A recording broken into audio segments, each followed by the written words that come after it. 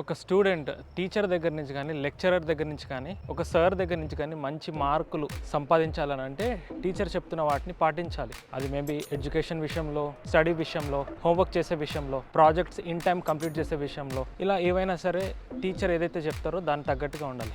And అలా ఎప్పుడైతే చేస్తారో దానికి ఏం కలుగుతుందంటే చక్కని మార్కులు రావటం లాంటివన్నీ జరుగుతూ ఉంటాయి.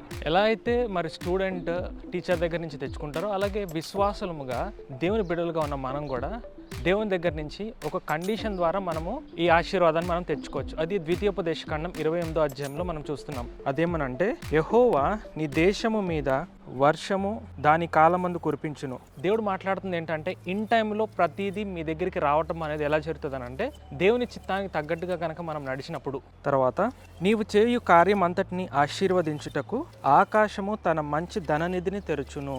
మీరు ఏదైతే ప్రయత్నాలు చేస్తున్నారో, వ్యాపార ప్రయత్నాలు, ఉద్యోగ ప్రయత్నాలు, వివాహ ప్రయత్నాలు, ఆరోగ్య ప్రయత్నాలు, ఇంకా ఇలా ఏమైనా మినిస్ట్రీ ప్రయత్నాలు ఏవైనా కూడా దేవుడు వాటిని తన ఆశీర్వాదం చొప్పున, తన ధననిధి చొప్పున ఆకాశ వాక్యంలో విప్పి, ఎందుకంటే ప్రతి శ్రేష్టమైనది జ్యోతిర్మయుడగు తండ్రి వద్ద నుంచి వచ్చినని వాక్యంలో రాయబడింది. అండ్ నువ్వు అనేక జనములకు అప్పు ఇస్తావు కానీ అప్పు చేయవనుంది. అంటే దేవుడిని తలగా నిలబెడతాడు కానీ తోకగా అయితే నిలబెట్టాడు. ఈ యొక్క ఆశీర్వాదాలన్నీ మనం స్వతంత్రించుకోవాలనంటే, ఎలా అయితే విద్యార్థి అక్కడున్న లీడ్స్ చెప్పినట్టు నడుస్తారో అలాగే దేవుని బిడ్డలుగా మనం కూడా అటు రీతిగా ఎప్పుడైతే మనం నడుస్తామో దేవుని దగ్గర నుంచి యొక్క కార్యాలన్నీ కూడా మనం పొందుకోగలం. God bless you all and praise the lord.